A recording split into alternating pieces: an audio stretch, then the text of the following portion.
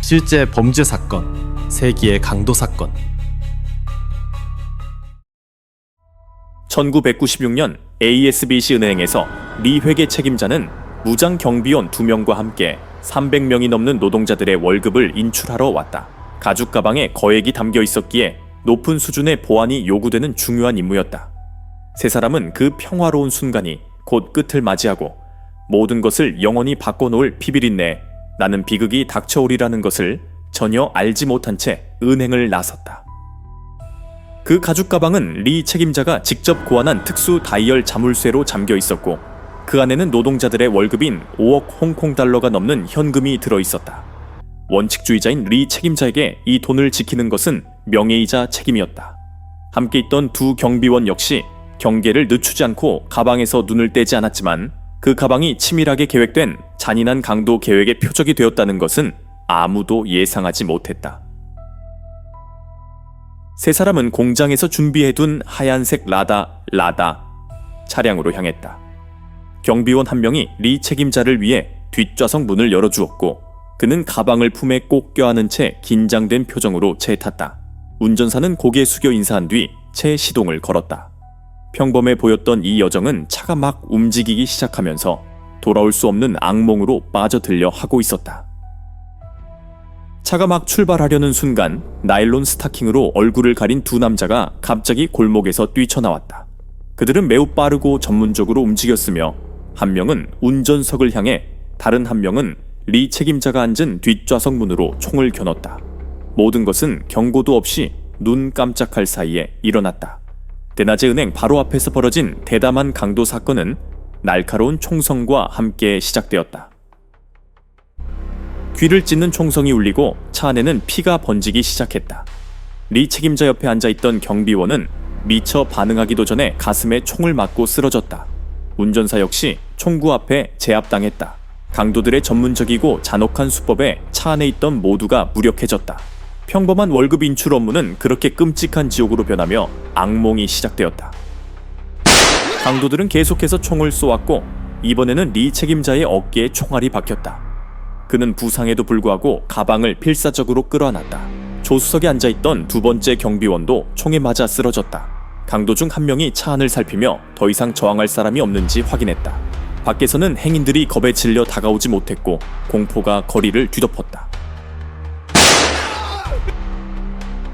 운전사와 조수석의 경비원도 총에 맞아 차례로 쓰러졌다. 강도들은 불과 몇 초 만에 차 안의 모든 사람을 무력화시키며 매우 신속하고 잔인하게 행동했다. 한 명이 밖에서 망을 보는 동안 다른 한 명은 의식을 잃어가는 리 책임자의 손에서 피 묻은 가방을 빼앗았다.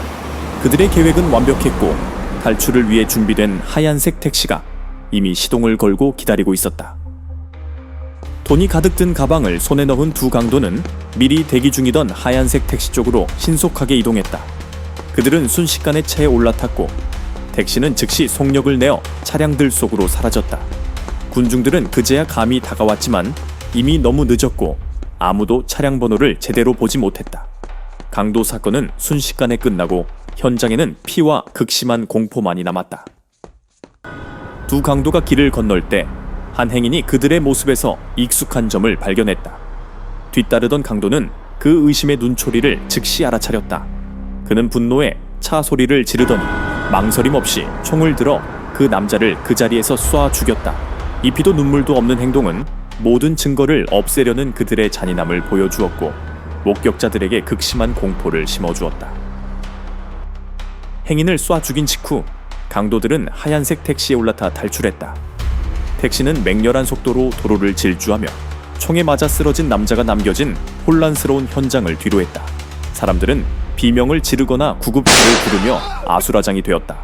그들의 치밀한 탈출 계획은 이들이 매우 전문적이고 냉혈한 범죄 조직임을 보여주었다. 경찰이 신속하게 현장에 도착하여 현장을 통제하고 수사에 착수했다. 수사팀장은 이 사건을 매우 전문적인 강도 사건으로 판단했다. 경찰은 즉시 CBC를 확인하고 유일한 단서인 하얀색 택시를 추적하기 위해 수사팀을 급파했다. 하지만 아무도 차량 번호를 기억하지 못했다. 대규모 수사가 공식적으로 시작되었고 이는 험난하고 긴장감 넘치는 추적의 서막이었다. 초기 수사 보고서에 따르면 회계 책임자, 운전사, 두 경비원은 중상을 입었고 행인은 현장에서 사망했다. 수억 홍콩 달러의 노동자 월급이 든 가방은 강탈당했다. 수사관들은 강도들이 사전에 치밀한 계획을 세웠고 월급 인출 일정을 정확히 알고 있었으며 전문적인 사격수를 가졌다고 결론 내렸다. 이로 인해 공장이나 은행 내부에 공모자가 있다는 의혹이 제기되었다. 시 경찰은 특별수사본부를 설치하고 최고의 수사관들을 소집했다. 그들은 범인들의 행동, 범행 시점 선택, 탈출 경로, 그리고 증인을 살해야 한 잔혹함까지 모든 세부 사항을 면밀히 분석했다. 증언, 탄피, CCTV 등 모든 단서가 종합되었다.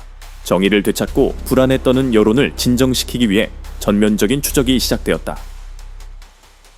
수사팀은 3명의 강도에 대한 개요를 작성했다. 2명은 54식 권총을 직접 사용했고 다른 1명은 택시 운전사였다. 그들은 나일론 스타킹으로 복면을 했고 전문적인 행동으로 보아 오랫동안 목표를 감시해온 것으로 추정되었다. 이는 내부자가 정보를 유출했다는 가설을 뒷받침했다. 그들의 신원은 미스터리로 남았지만 매우 계획적이고 대담한 범죄 조직임이 분명했다.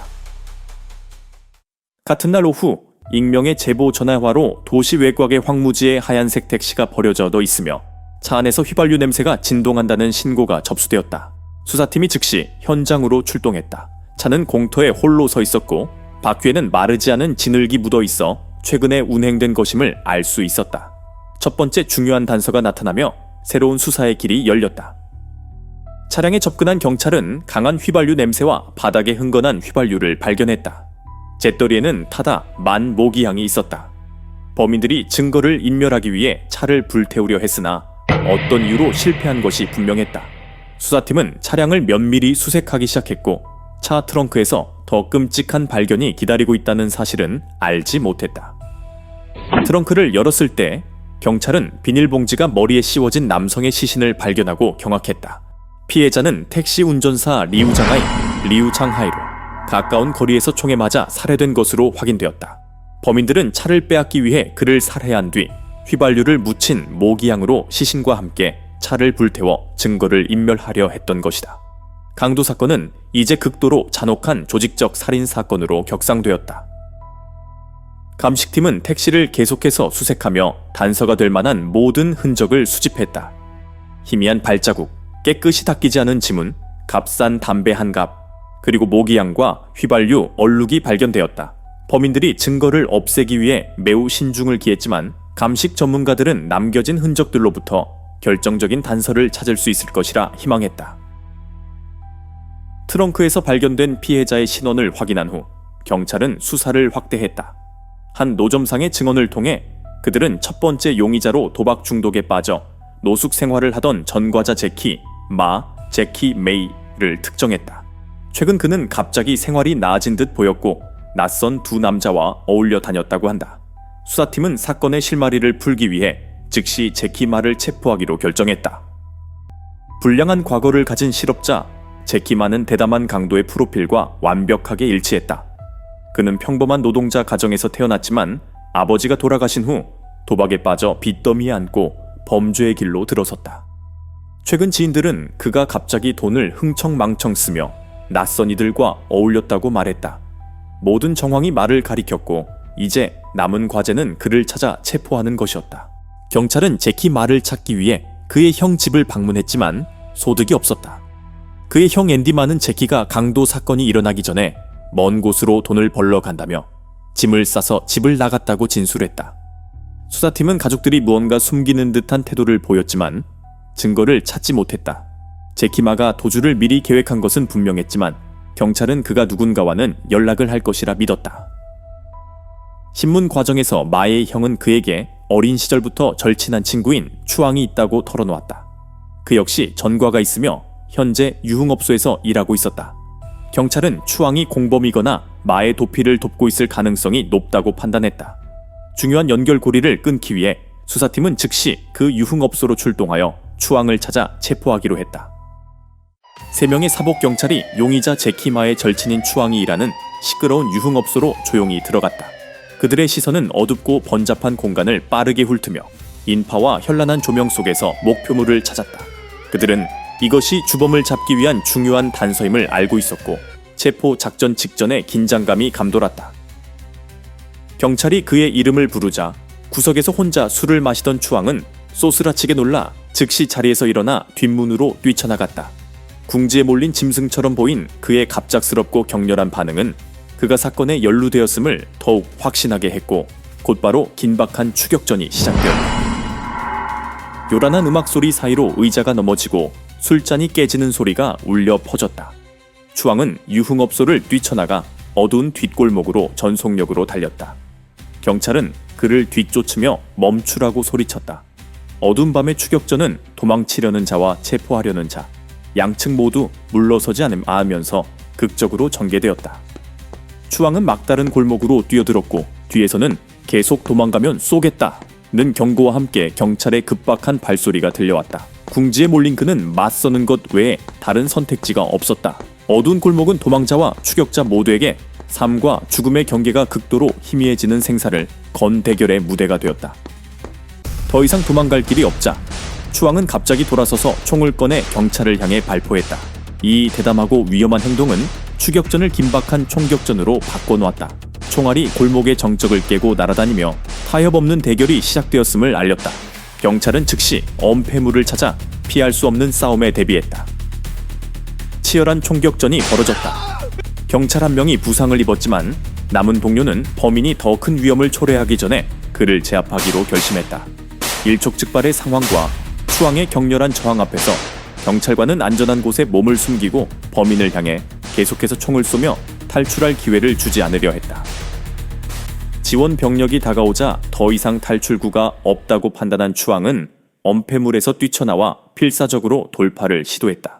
그러나 그 순간 경찰이 쏜 여러 발의 총알이 그의 몸에 명중했다. 그는 비틀거리다 차가운 시멘트 바닥 위로 쓰러졌고 피가 흥건하게 번졌다. 위험한 범죄자의 저항은 어두운 골목에서 그의 죽음으로 끝이 났다. 현장에서 경찰은 추앙의 권총을 수거했다. 단도 감식 결과 이 총이 은행 강도 사건에 사용된 무기 중 하나임이 확인되었다. 강도단의 첫 번째 연결고리가 끊어진 것이다. 이제 수사는 주범인 제키마와 아직 숨어있는 다른 공범을 추적하는 방향으로 전환되었다. 경찰은 추앙의 주변 인물들을 조사하여 세 번째 용의자로 전과가 있고 추앙, 제키마와 모두 친구 사이인 장탄을 특정했다. 며칠간의 감시 끝에 경찰은 한 임대 아파트를 급습하여 저항할 틈도 없이 장탄을 체포했다. 두 번째 공범을 성공적으로 체포함으로써 경찰은 사건의 전모를 밝히는데 큰 진전을 이루었다. 경찰서에서 부인할 수 없는 증거와 동료의 죽음 앞에 장탄은 결국 완고한 태도를 버렸다. 협조하면 선처를 받을 수 있다는 회유에 그는 고개를 숙이고 범행을 자백하기 시작했다. 그는 범행 동기부터 계획, 실행 과정까지 모든 음모를 털어놓으며 끔찍했던 강도 사건의 베일을 벗겼다. 장탄은 모든 것이 제키마가 도박에 빠져 재산을 탕진하고 빚더미에 앉으면서 시작되었다고 자백했다. 빚쟁이들에게 쫓기던 그는 공포와 절망 속에서 살았다. 궁지에 몰린 마는 어떻게든 돈을 마련하려 했고 거액의 빚을 갚지 못하면 목숨이 위험하다는 생각에 대담한 강도 계획을 세우게 되었다. 어느 날 밤 술에 취한 제키마는 절친한 친구 추앙에게 자신의 처지를 한탄했다. 마가 돈을 빨리 벌 방법이 없냐고 묻자 마찬가지로 경제적으로 어려움을 겪던 추앙은 망설이며 중요한 정보를 털어놓았다. 바로 그 한마디가 도화선이 되어 두 사람이 다시는 돌이킬 수 없는 범죄의 음모를 꾸미게 되었다. 제키마가 재촉하자 추앙은 자기 아내가 화학 공장에서 일하며 그곳에서 보안이 허술한 상태로 거액의 현금 월급을 받는 것을 목격했다고 털어놓았다. 그는 만약 대담하게 군다면 이라고 말을 흐렸다. 추앙의 미완성된 이 말은 즉시 마의 머릿속에 두 사람의 궁핍을 해결할 대담한 강도 계획의 불씨를 지폈다. 술집의 무거운 공기 속에서 강도 계획이 구체화되기 시작했다. 추앙은 은행 직원이 경호원 2명만 대동한 채 거액이 든 가방을 회계 담당자에게 전달하는 것을 봤으며 추가적인 보안 인력은 없었다고 자세히 설명했다. 두 사람은 그 가방만 손에 넣으면 모든 문제를 해결할 거액을 얻을 수 있다는 것을 깨달았다. 제키마는 즉시 그 제안에 빠져들었다. 빚을 갚고 풍족하게 살 수 있다는 환상에 다른 생각은 할 수 없었다. 추앙 역시 탐욕의 눈이 멀어 치밀하게 계획만 하면 성공할 수 있다고 믿었다. 두 궁핍한 남자는 망설임이나 후회 없이 손을 잡고 오직 탐욕과 인생 역전의 욕망만으로 대담한 강도 계획을 함께 세웠다. 두 사람만으로는 계획을 실행하기 어렵다는 것을 깨닫고 그들은 대담하고 전과가 있는 장탄을 끌어들이기로 했다. 장탄은 추왕의 제안에 술 몇 잔 만에 바로 동의했다. 3명으로 구성된 범죄 연합이 형성되었다. 제키마와 추왕은 장탄의 담력을 시험하고 그를 음모에 영원히 묶어두기 위해 잔인한 시험을 제안했다. 바로 살인이었다. 장탄을 시험하고 범행 차량을 마련하기 위해 세 사람은 택시를 세웠다. 차가 한적한 도로에 이르자 그들은 총으로 운전사를 살해야 하고 시신을 트렁크에 숨겼다. 그들은 차를 공터로 몰고 가 휘발유를 뿌려 불태워 증거를 인멸하려 했지만 실패했다. 이 냉혹한 살인은 세 사람 모두를 돌이킬 수 없는 범죄의 길로 공식적으로 밀어넣었다. 택시기사를 살해한 후 세 사람은 완전히 조직적인 강도단이 되었다. 그들은 차량과 무기, 그리고 상세한 계획을 갖추었다. 이제 그들의 유일한 목표는 화학 공장의 월급이 든 가방이었다. 평화로워 보이는 도시의 아침에 치밀하게 준비된 악몽이 덮치려 하고 있었고 아무도 이를 예상하지 못했다. 계획을 세운 후 세 강도는 몇 달간의 준비 기간에 들어갔다. 그들은 오토바이 기사나 노점상으로 위장하여 교대로 화학 공장 주변을 감시했다. 월급 인출 일정, 이동 경로, 인원 등 모든 정보가 꼼꼼하게 기록되었다. 추왕은 아내를 이용해 내부에서 추가 정보를 얻기도 했다. 이 철저한 준비는 그들의 결의와 전문성을 보여주었다. 모든 정보를 확보한 후 세 사람은 최종 계획을 확정하기 위해 모였다. 추왕은 정확한 시간을 14일 오전 8시 20분으로 특정했다. 장탄은 탈출로를 그렸다. 주범인 제키마는 신원이 노출되지 않도록 잔혹하게 행동하여 생존자를 남기지 말라고 명령했다. 그들은 피의 맹세처럼 서로 손을 맞잡고 어떤 결과가 따르든 인생을 바꾸기 위해 범행을 결심했다. 범행 차량을 구하기 위해 세 사람은 택시를 강탈하기로 했다. 그들은 손님인 척하며 버스터미널 근처 한적한 도로에서 하얀색 택시를 세웠다. 아무 의심 없이 문을 열어준 운전사는 3명의 냉혹한 범죄자들로 인해 예정된 죽음으로 한 걸음 더 다가가게 되었다. 택시가 한적한 도로에 들어서자 많은 동료들에게 신호를 보냈다. 그는 권총을 꺼내 아무런 경고도 없이 뒤에서 운전사를 쏘아 죽였다. 이 냉혹하고 단호한 총격은 그들의 끔찍한 연쇄 범죄의 시작이었다. 모든 것이 순식간에 일어나 피해자에게는 저항할 기회조차 주지 않았고 이는 강도단의 극악무도함을 보여주었다. 총격 직후 추왕은 미리 준비한 검은 비닐봉지를 꺼내 피해자의 머리에 씌웠다. 이는 피가 차 안으로 튀는 것을 막고 현장을 최대한 깨끗하게 유지하기 위함이었다. 그의 행동은 마치 여러 번 연습한 일처럼 계산적이고 냉혈했다. 차 안은 화약 냄새와 비릿한 피 냄새로 가득 찼다. 세 사람은 운전사의 시신을 트렁크에 옮긴 후 핏자국을 서둘러 닦았다. 이제 차는 그들의 범행 도구가 되었고 트렁크는 그들의 첫 번째 범죄 비밀을 담은 움직이는 관이 되었다. 그들은 도심으로 차를 몰아 주요 목표를 향해 나아갔다. 차 안의 섬뜩한 침묵은 곧 닥쳐올 비비린내 나는 폭풍을 예고했다. 은행 근처에 도착한 세 사람은 차 안에서 기다렸다. 정확히 8시 15분 목표인 회계 책임자와 2명의 경비원이 나타났다. 추왕은 왔다, 준비해 라고 속삭였다. 세 사람은 나일론 스타킹으로 만든 복면을 쓰고 얼굴을 완전히 가렸다. 총은 장전되었고 계획은 준비되었다. 차는 천천히 유리한 위치로 이동하며 행동 개시를 기다렸다. 세 강도의 시선은 회계 책임자의 손에 들린 검은 가죽 가방에 고정되었다. 목표물이 은행을 나서자마자 많은 행동을 명령했다. 세 사람은 복면을 쓴 채 총을 들고 차에서 뛰쳐나와 대낮에 대담한 강도극을 벌일 준비를 했다.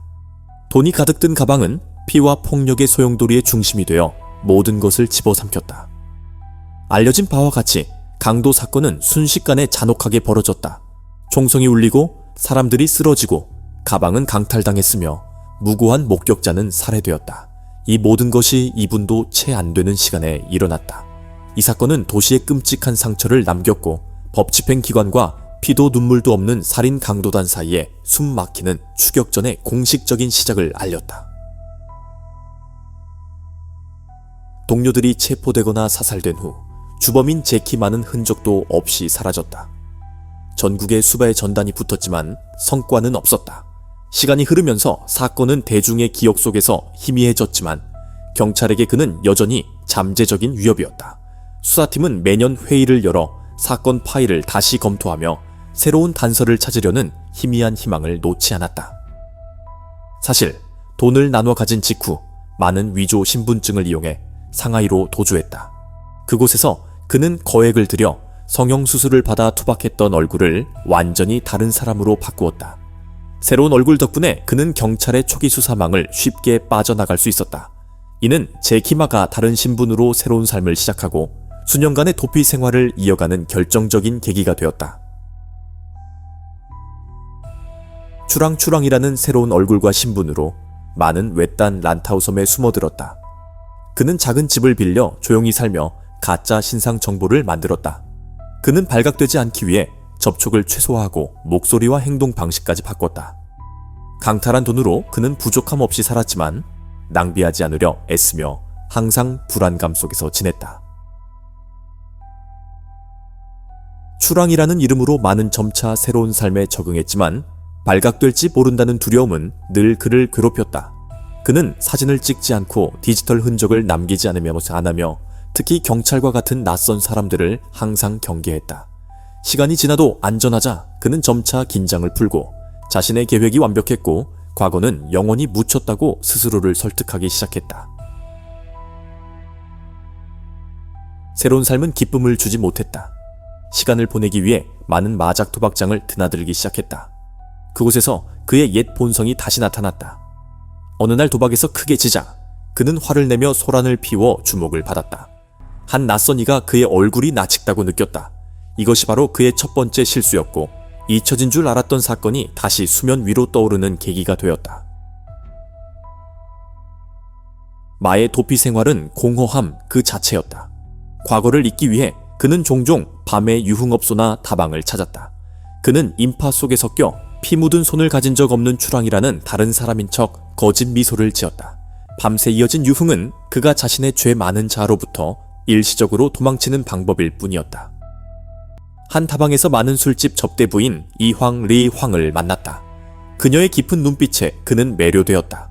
조심스러운 만남 끝에 그들은 점차 감정을 키워나갔다. 그러나 많은 자신의 죄의 많은 과거가 드러날까봐 항상 경계했다. 그는 작은 실수 하나가 자신의 모든 은폐 노력을 수포로 돌릴 수 있다는 것을 알고 있었다. 그들의 감정은 점점 깊어졌다. 한때 냉혈한 살인자였던 그는 오랫동안 꿈도 꾸지 못했던 따뜻함을 느꼈다. 그들은 함께 살기 시작했고 작은 집을 샀다. 그는 강탈한 돈으로 이황을 부양하며 범죄와 기만이라는 토대 위에 세워진 평범해 보이는 가정을 꾸렸다. 그 안에는 끔찍한 비밀이 숨겨져 있었다. 평화로운 생활은 오래 가지 않았다. 마에 게으르고 도박을 좋아하는 본성은 변하지 않았다. 강탈한 돈은 금세 바닥났다. 그는 일하기를 거부하고 유흥에 빠져들었다. 이황과의 다툼은 잦아졌지만 그는 여전히 자신의 과거를 숨겼다. 돈이 떨어지자 그의 머릿속에는 다시 범죄를 저질 생각이 싹트기 시작했다. 낡은 신문에서 많은 신장의의 한 회사가 월급을 받았다는 기사를 읽었다. 그는 멀고 예상치 못한 그곳이 범죄를 저지르기에 완벽한 장소라고 생각했다. 그는 아내에게 보석 사업을 하러 간다고 거짓말을 하고 조용히 섬을 떠나 신장으로 향했다. 그는 끝없는 탐욕을 채우기 위해 다시 한번 범죄의 길로 들어서고 있었다. 신장에서 많은 텐산 지역의 한 유명 호텔 주변에서 며칠간 환전상들의 거래를 관찰했다. 그는 환전상들이 많은 현금을 소지하고 다니면서도 보안이 허술하다는 것을 알아차렸다. 그들의 습관과 일정을 충분히 파악한 후 그는 그들 중 한 명을 다음 대담한 강도 계획의 목표로 삼기로 결정했다. 마는 특히 현금이 가득 든 큰 가방을 들고 다니는 한 중년 남성에게 주목했다. 그는 경계심이 없어 보이고 혼자 다닐 때가 많아 마의 눈에는 이상적인 먹잇감으로 보였다. 마는 그 남성의 모든 활동을 면밀히 추적하며 다가올 범행을 위해 아주 작은 세부 사항까지 기억하여 완벽한 계획을 준비했다. 며칠간의 추적 끝에 많은 피해자의 일정을 완벽하게 파악했다. 어느 날 오후 그 남성이 호텔을 나와 한적한 골목으로 향하자 많은 행동에 옮기기로 결심했다. 그는 조용히 뒤를 밟으며 조금의 망설임도 없이 냉혹하게 강도 살인을 저지를 기회를 기다렸다. 한적한 골목은 그의 범죄를 위한 이상적인 장소가 되었다. 어둡고 인적이 드문 골목에서 피해자는 아무런 경계심 없이 걸어가며 뒤따르는 위험을 전혀 눈치채지 못했다. 제키만은 거리를 좁히며 빠르게 다가갔고 그의 손은 이미 무기를 꺼낼 준비가 되어 있었다. 긴장감이 감도는 가운데 잔혹한 범죄가 임박했음을 알리는 분위기가 형성되었고 무고한 피해자는 냉혈한 살인자의 다음 희생양이 될 운명이었다. 피해자에게 바짝 다가선 만은 재빨리 권총을 꺼냈다. 경고나 망설임 없이 그는 목표물을 똑바로 겨눴다. 어둠 속에서 차가운 금속성 총구가 번뜩였고 이는 살인을 밥 먹듯 저지르는 자의 눈에 비친 잔인한 결의를 반영했다. 모든 것은 눈 깜짝할 사이에 일어났고 피해자에게는 저항할 기회조차 없었다. 날카로운 총성이 골목의 정적을 깨뜨렸다. 피해자는 즉시 쓰러져 피를 흘리며 바닥에 쓰러졌다. 만은 침착하게 다가가 피해자가 사망했는지 확인한 후 현금이 가득 든 가방을 빼앗았다. 그는 어둠 속으로 재빨리 사라지며 시신과 공포를 남긴 채 성공적으로 범죄 행각을 이어갔다. 첫 번째 강도 사건 이후 만은 같은 수법으로 신장에서 또 다른 강도 사건을 저질렀다. 그는 환전상들을 노려 한적한 곳까지 따라간 뒤 냉혹하게 살해하고 돈을 빼앗았다.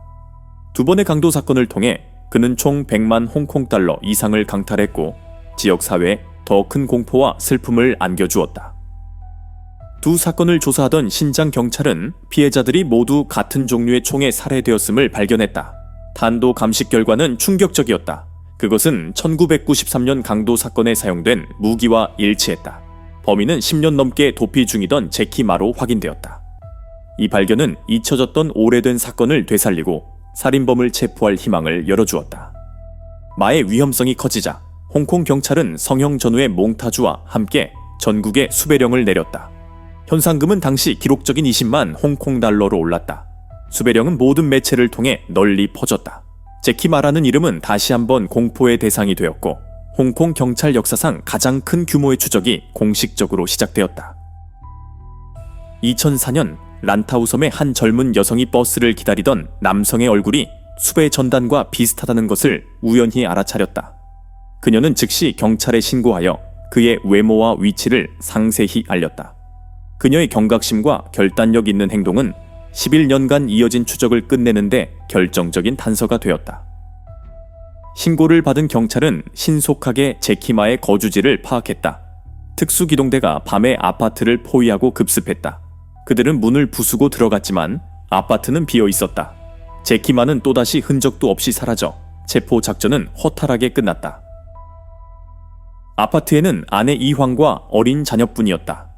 그녀는 자신의 남편이 전국에 수배된 살인범이라는 사실을 알고 완전히 무너졌다. 경찰이 들이닥치고 수배 전단을 본 순간 그녀의 세상은 산산조각났다. 수년간 속아온 여성의 눈에는 고통과 충격, 절망만이 가득했다. 떨면서 앉아있던 이황은 현실을 믿을 수 없었다. 함께 사는 동안만은 항상 다정한 남편인 척했다. 그녀는 행복을 찾았다고 생각했지만 모든 것이 냉혈한 범죄자가 연출한 연극이었다. 배신당한 믿음과 무너진 사랑은 그녀에게 깊은 마음의 상처와 어린 자녀와의 막막한 미래만을 남겼다.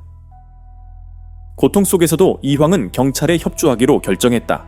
그녀는 남편이 종종 가던 교회의 임대주택에 대해 털어놓았다. 이번에는 경찰이 그를 놓치지 않았다. 제키마는 마작을 하던 중 체포되었다.